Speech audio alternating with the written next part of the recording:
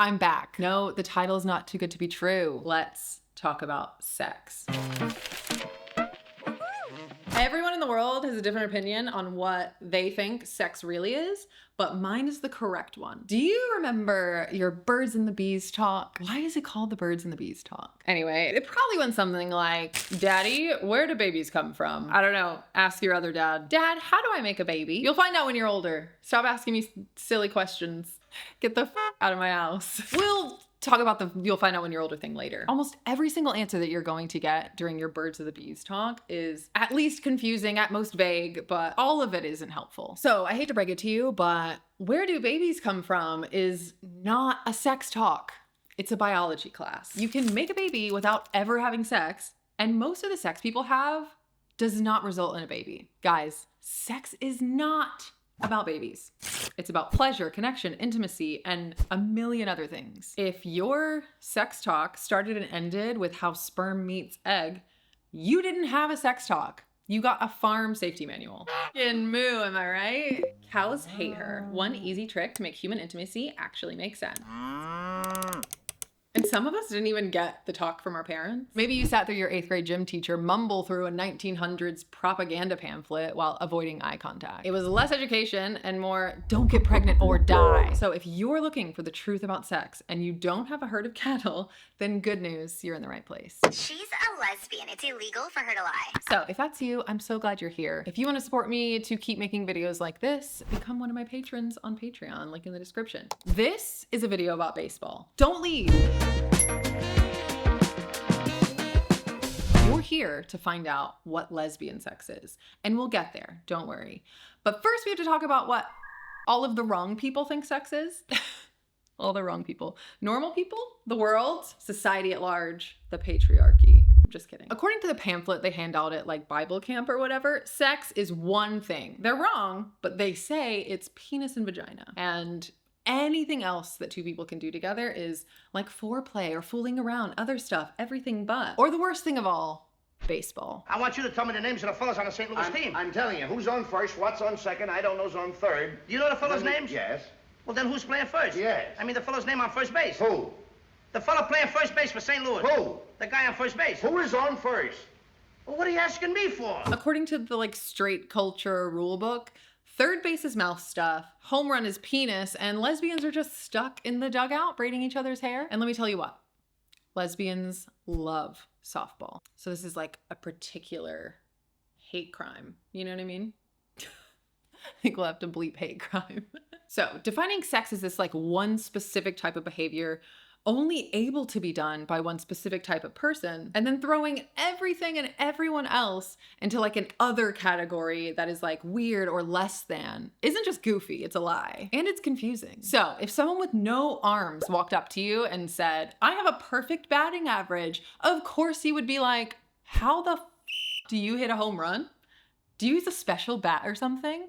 Can I watch? Prove it, kiss. And that situation is exactly how you get the great scissoring myth. I'm sorry, before we talk about how lesbians don't scissor, we need to talk, I'm kidding, obviously lesbians scissor. Anyway, first we need to talk about why the blueprint hurts the people that actually do fit it. I feel like I've said this about 17 times, but spoiler alert, sex is not baseball. But let's be real, people cling to this narrow definition of what sex is because they're scared. Purity culture math will definitely fall apart if people admit that sex is more than just P&V. Suddenly your body count can't be calculated. The thing you thought you hadn't done, maybe you did. And that freaks people out. If you're a part of a culture that values abstinence or religious marriage or virginity, then expanding the definition rewrites all the rules. Your daughter who did everything but suddenly isn't a virgin. She's a math problem more difficult than Noah's Ark. It's less true love waits and more technicalities are fun. How many frogs is too many frogs on a boat? Do you know what I mean? Yeah, that's the thing that makes the least sense in the Bible, not anything else. Okay, so can I make a bold statement really quick? Those people already agree with me. I'll prove it. So if sex is only penetration, then anything else that you could do with someone else isn't cheating. Of course it's not that easy. So for a lot of people, considering this type of change in definition of what sex is makes them really anxious because you start thinking, does thinking about it count? Is phone sex sex? Do you even need to touch each other to do it? You know that jail scene in The L Word with like Bet and the carpenter? Is it the carpenter or the plumber? Bet and the woman she's cheating on her wife with, her pregnant wife. They get locked up in jail together, but she's trying not to cheat. So they like each other on either side of the room. So like one of them is like on the wall, like, I'm touching you right now. And the other one's like touching herself on the bed, but they're like not touching each other because they're trying so hard not to cheat. And it's like, guys, this is still cheating. What the actual so mental. Was that a threesome with the wall? Or was it not cheating? Inquiring minds want to know. Sorry, we're not gonna talk about soaking in this video, but people try so hard to call what they're doing not sex that they just end up making no sense. It's like pulling over to the side of the road in the middle of a road trip and saying that you weren't technically driving because you didn't reach your destination yet. License and registration, ma'am. I'm not driving, I'm just passionately idling. It like literally doesn't make any sense because it's like you're treating sex like a destination so that you can pull over to the side of the road before you get there and claim that you're a good person. So people act like if they don't make it to the end, they get to keep their moral high ground. Don't get me wrong, I'm not here to drag them that hard. For some people, they need that moral high ground because the alternative is really unsafe. Even when you're passionately idling, you still need a seatbelt, okay? I do know that for some people, living a lie is the only way they can stay living. So for everyone else, instead of using this outdated like 1950s meal plan of like appetizer, main course, dessert, let's reframe. Oh my god, are you seriously using another metaphor in this video? Are these analogies? I don't know, ask your English teacher. I'm using them because everyone else does. Anyway, if you treat salad like a warm-up and steak like the main event, you're missing out. If the steak is overcooked or there's not enough sauce, you're disappointed.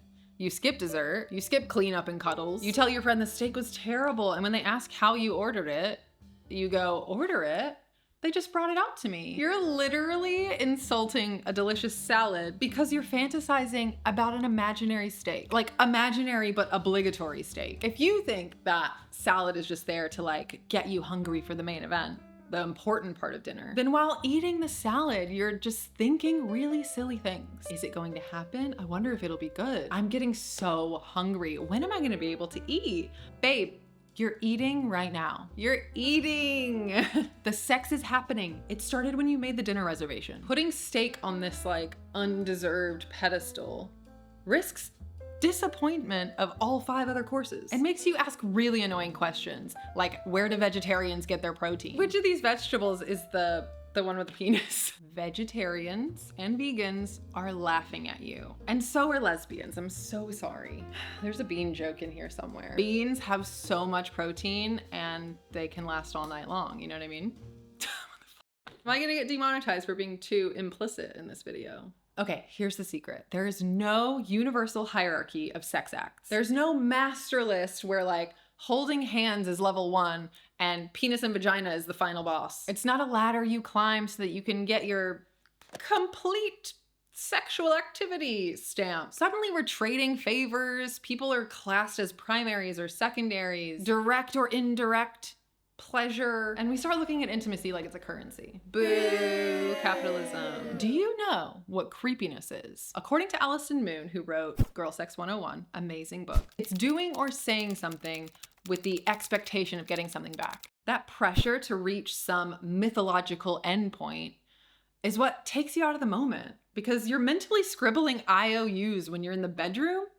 That's so not cool, you guys. And don't even get me started on virginity. It's like a religious cultural artifact that's been repackaged for teen movies, but I'm a cheerleader doesn't count. I shouldn't even be here. And because of that, when you try to apply that blueprint to anything real, it breaks. Because if sex is about something valuable that you lose, anything that isn't P and V becomes some weird side quest, which is wrong and harmful. But also, purity culture is not just for straight girls with purity rings, you guys. I'm talking to you, lesbos. It's alive and well in queer spaces too. Look at the idea of the gold star lesbian. Don't attack me, hear me out. It sounds empowering, but it's secretly shame dressed up as pride. It says your worth is increased because you've never had sex with a man. And if that sounds like purity culture to you, it's because it is.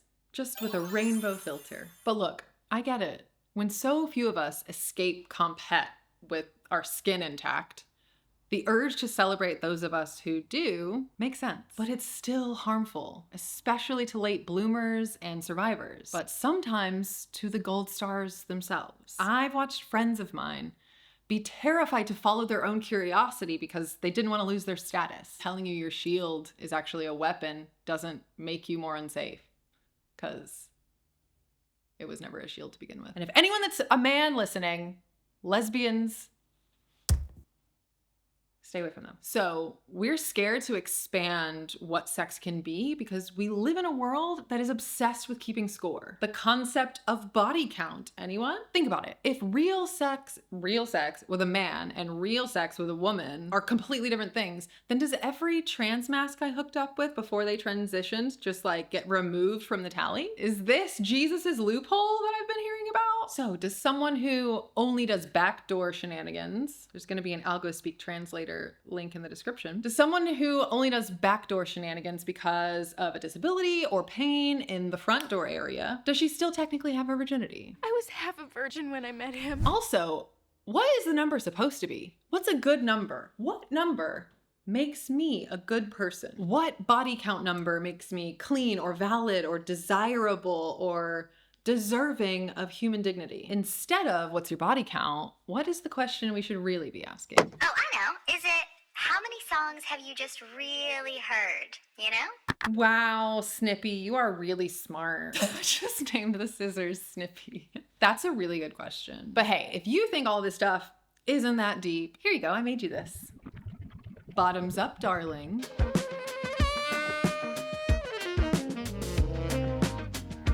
Okay, let's play a game. Someone asks you, what is music?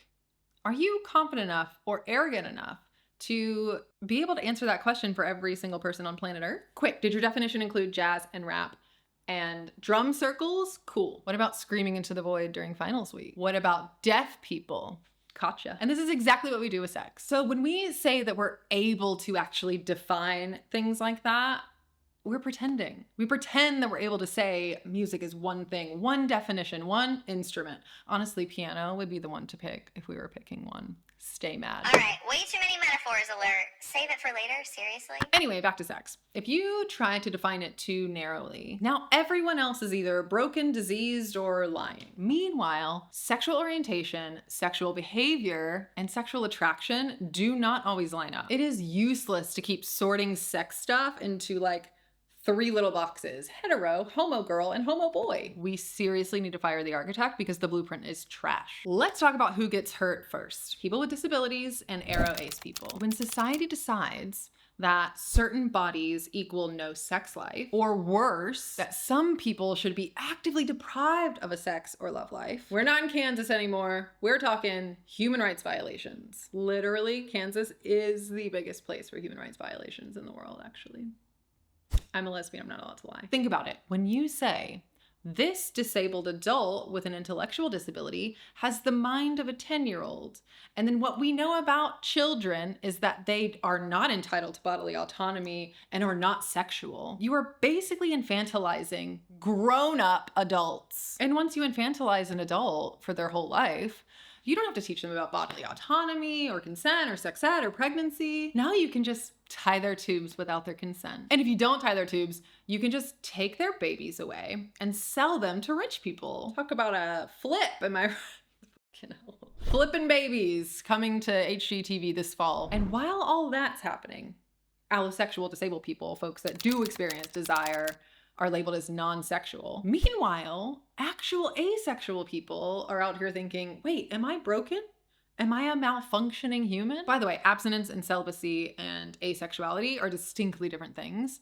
Ace people are not broken, but they also aren't more pure than allosexuals. What if the well is poisoned with this idea? Everyone in the world is either thirsty for the exact same thing or broken. And you can give them an IQ test to figure out which one they are. Now that is one really f***ed up well.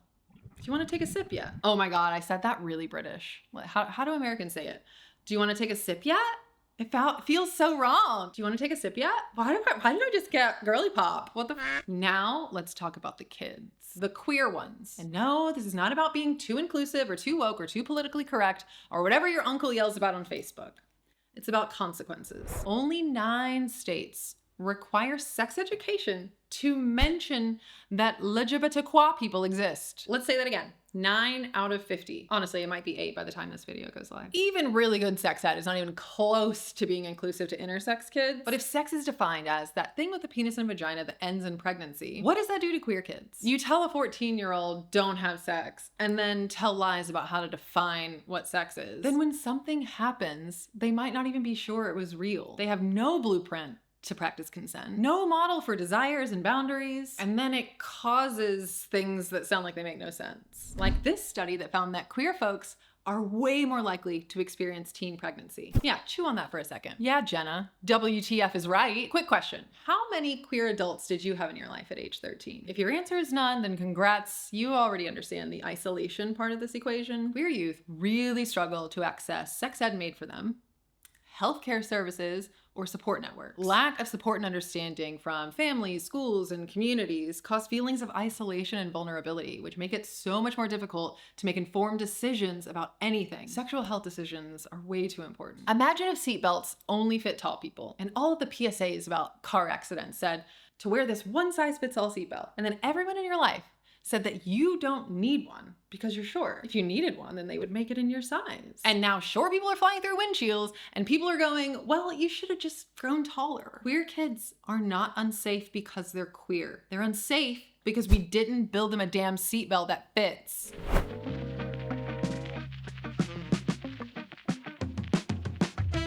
Let's break down the most infuriating myth of all, at least for me. I don't know about you. Don't worry about that stuff. You'll learn it when you're older. Everyone take a deep breath. I am a survivor of pretty much every bad word you can think of that goes after child in this sentence. I've spent my life learning about prevention, and I'm talking to the adults right now. Do you want your kids to listen to you, or do you want your kids to be safe? You can only pick one. Stay with me. I'm not talking about sex here, but we set kids up for failure all the time. A lot of the time, it's just things that seem like they're common sense, no big deal. Okay, give me another deep breath. If you look around, every adult in the world has an inner child inside of them. And there is a glaring difference between the ones taught compliance and the rest. Grown-ups give kids orders and expect them to listen to us without teaching them how and when to be defiant. No, Timmy, you're not full. Eat your vegetables because I said so. Is incredibly harmful, actually. And it's okay if you didn't know that. Now you do. Your child is safer if they are not scared of you. If your child feels fear when someone says, I'm gonna call your parent and they're gonna be mad, that is a vulnerable child. A child that can trust you is a child that can trust themselves. We order kids to keep your hands to yourself without any context, without explaining why or how to not keep your hands to yourself. We say things like, sex is something good that happens between a married man and a woman, and that implies that everything else is bad, illegal, scary, or worst of all, not really sex. So what happens when one of their friends does those not really sex things? Should they tell them, you're going to HE double hockey sticks? What if they do something themselves? They might not even know it's sex, or they might think they are bad, illegal, or scary. Or they might feel the need to protect that person that did it with them by keeping it a secret because they can't trust you. I didn't know you were a survivor of child anti-disestablishmentarianism. That's wild. Hey, that's my favorite word. Okay, let's talk about facts. Inclusive sex ed will not turn a kid queer. Queer kids are already queer. Straight kids are already straight, and both of them deserve to learn about themselves and each other. Tolerance, awareness, compassion. Most humans don't magically sprout sexuality the day they say I do. It's normal for children to be sexual beings, which might just be curiosity alone, which is generally between ages like 3 to 7. But arousal and self-exploration is common starting around 8 or 9 years old. Stop shouting, keep your hands to yourself without explaining why. Stop calling it a wang wang or a willy in place of real anatomical terms. Kids grow up, and we deserve respect and protection from harming our curiosity because we bring those kids with us throughout our lives. And honestly, if the whole point of twisting ourselves into knots before answering the question, where do babies come from, is because we hope that kids wait to have sex, then we better start answering honestly. Contrary to what you might think, the earlier they learn about sex and the more they know about sex, the longer they wait to have it for the first time. You heard me. I know this sounds like it doesn't make sense, but chew on it with me. Telling kids you're not allowed to have sex, so you don't need to know about condoms, literally makes them go and have sex without condoms. So crazy. Using force, bribes, or shame to get kids to eat their vegetables, grow up and hate vegetables. Using shame, silence, and fear to get kids to not have sex makes them have earlier, riskier sex with more people. Teaching kids to listen to you makes them not listen to you. Instead, you have to teach them how to listen to themselves. Toddlers are just little teenagers, so start acting like right now is the future. You get to decide if you eat broccoli or mashed potatoes. You get to decide when you're ready to have sex, and I trust you to make the right choice. That's why sex education starts at the dinner table. So the moral of the story is, if you foster your child's defiance, curiosity, and autonomy in non-sexual things, they are way more likely to grow up and make better decisions. Who cares about the broccoli? Okay, let's play another game. True or false? Spoiler alert, they're all false. All girls get their period. Kids can't practice consent. Lesbian sex can't cause pregnancy. Gay men can't get pregnant. Straight men can't get pregnant. Lesbians don't need birth control. Sex always involves the genitals. All people want to have sex eventually. Asexual people don't have sex. Consent is too complicated for disabled people to understand. A chromosome test shows your biological sex. Intersex people are infertile. If a doctor can't figure out the biological sex of a baby, parents should pick girl or boy and then fix it with surgery immediately. Blind people can't sext. Deaf people can't listen to music. Lesbians scissor. Just kidding, that one's true. Wow, that was a doozy. Let me know in the comments which one of those you're questioning, and maybe I'll make a whole video. Did you know that after a spinal cord injury, people's nerves can completely remap themselves? It basically moves the arousal and pleasure center to a completely different body part. Forget about physical arousal. Do you know about psychogenic arousal? It's basically just a fancy word for a brain boner. There's this myth that real sex is when two people's genitals are being used on each other. And if only one person's genitals are being used, then that's like a favor. If my junk sits this one out, then you owe me. This is a gift. Guys, sex isn't a game of give and take until you reach an equal tally. It's not a chart or a checklist. It's mutual, dynamic, and personal. And yes, you can have sex without touching at all. It still counts. Everything counts. So that means that you don't need to be sapphic to understand lesbian sex. You don't need to become sexually active before you can understand consent or pleasure or boundaries. If your definition of sex doesn't apply to everyone, it's not sex. It's propaganda. But wait, there's a better way.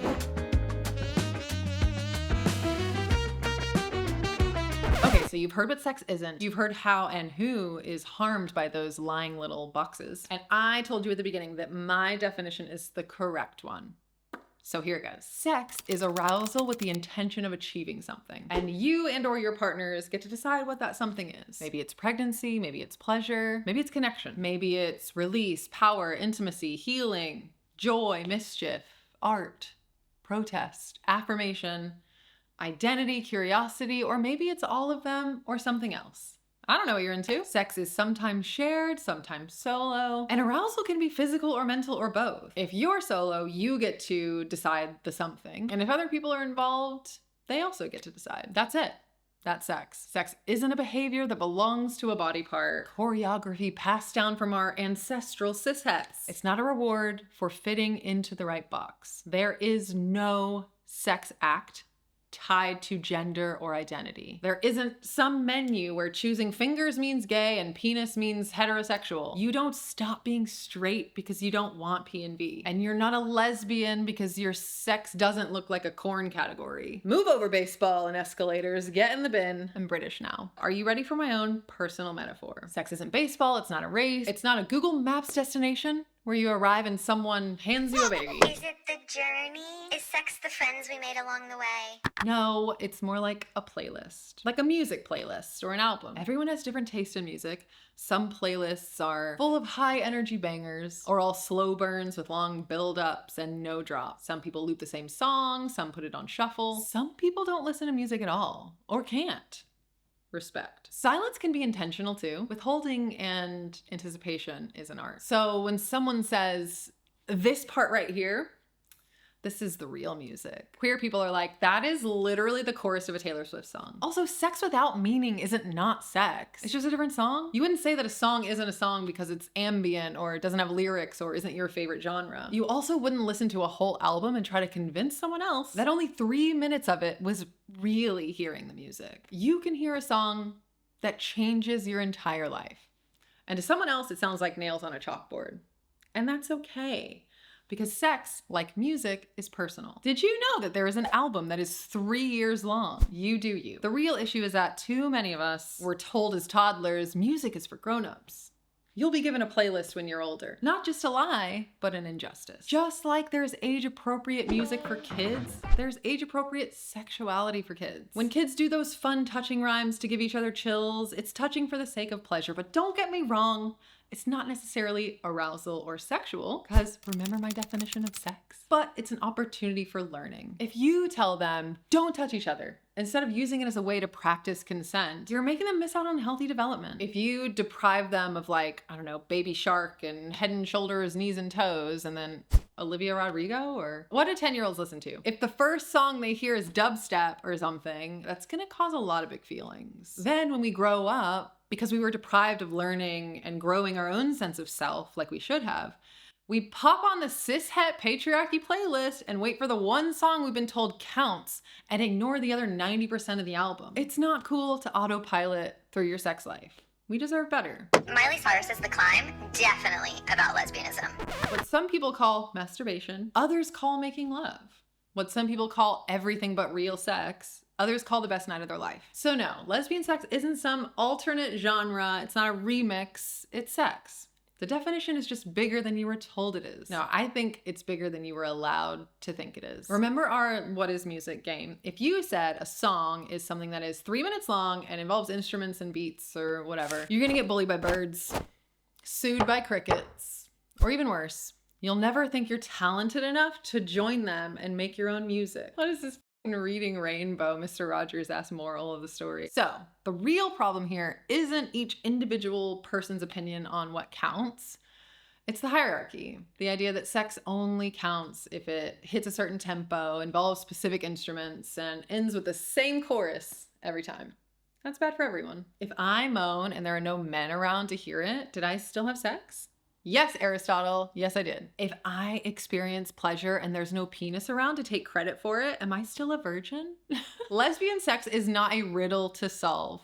It's not the spooky Bermuda Triangle of intimacy. It's just sex done by lesbians. There are no assigned sex acts for each label. Well, some things are obviously more common or more popular than others. We don't have enough research, honestly, but you can take a peek at Autostradle's Ultimate Lesbian Sex Survey if you want specifics. I've said it a million times and I'll say it again. Any type of sex can be had by any type of human. But my sex is lesbian because I'm a lesbian. And listen, so many of us have been lied to about what sex is, and that's why you might look at a disabled person or a trans person or a lesbian and ask, how do you do it? Because we were all handed this blueprint and now we're confused every time someone lives outside of it. But here's the truth. Lesbian sex isn't undefined, it's uncontained. Because you can't put all lesbians into one box. And if you try, whatever definition you come up with won't apply to only lesbians. And that tells you something important. Sex isn't about what it's labeled, it's about people. Okay, so here's the question that actually matters.